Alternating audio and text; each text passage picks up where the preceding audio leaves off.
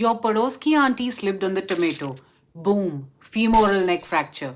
Now everyone is staring at you. Dark Saab, next month Auntie Ji has to dance in the wedding. You're sweating with an X-ray in one hand while imagining Auntie Ji dance in the barat. Stop right there and look only for one thing. Displacement between the femoral head and neck. Displacement decides two things. One, stability. If there is no displacement, it means that the fracture is stable. If there is any displacement, shear forces are at play, and these are the types that have chances of collapse.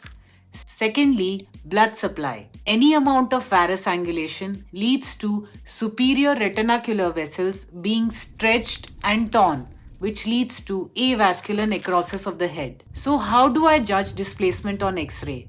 Look at the medial compressive trabeculae. First, take a normal PBH X-ray. See these thick white lines running from the neck straight into the head of femur? These are the medial compressive trabeculae. Gardner's classification has 4 stages. Let's understand these fracture types using one simple principle. Follow the trabeculae and follow the displacement between the fracture fragments. Type 1. Incomplete fracture with valgus tilt. The fracture isn't fully through, so the head simply tilts into valgus. You'll see the medial compressive trabeculae bending or buckling, but overall alignment is preserved. Blood supply is almost fully intact, so it has an excellent prognosis. Type 2. Complete but non-displaced fracture. This is a full break, but perfectly aligned. On both AP and the lateral, the trabeculae of the head and acetabulum line up beautifully. Since nothing has shifted, the vessels are usually safe. So type 2 also has a very good prognosis. Type 3. Displaced fracture with varus tilt. Now the trouble starts. The fragments remain in contact, but the head tilts into varus. And this is the only type where you see clear trabecular misalignment on the X-ray. The head's trabeculae no longer match the acetabulum, a direct sign that retinacular vessels have been torn. So type 3 carries a high risk of AVN. Type 4. Completely displaced fracture. This is the trickiest one. At the moment of injury, the head is totally separated, so the trabeculae are actually not aligned.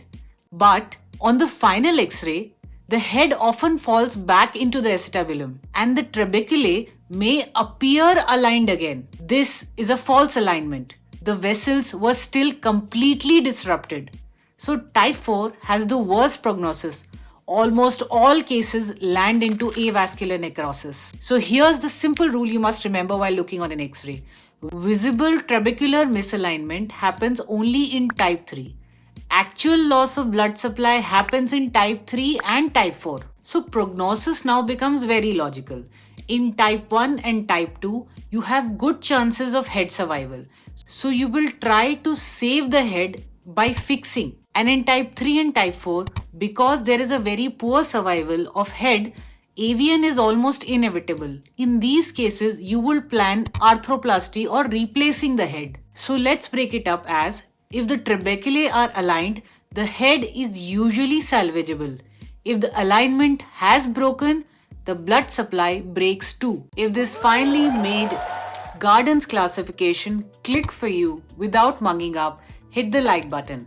Subscribe because in the next video, I'm breaking down surgical management of intracapsular neck of femur fractures the exact logical way. See you in the next one. Stay intact, stay safe.